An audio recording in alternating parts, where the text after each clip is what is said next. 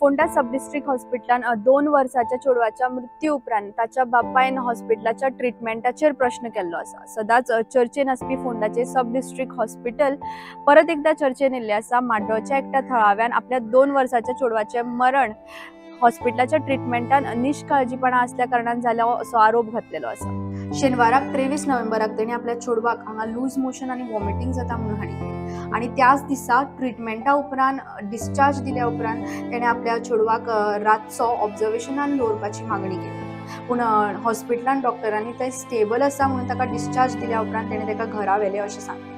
उपरांत दुसरे दीस परत सकाळी सामके शॉक कंडिशनान ताका परत सुमारे सकाळी 9 ते 10 मदीं हॉस्पिटलान तेणे परत हाडलें। थंय चाइल्ड स्पेशलिस्ट देखून लेट आयलो हाचो आरोप तेणे घातलेलो आसा आणि रातीन ऑब्झर्वेशनान दवरलेले जाल्यार ताचो जीव वाचतलो आसलो हें उतर देखून तेणे केलें।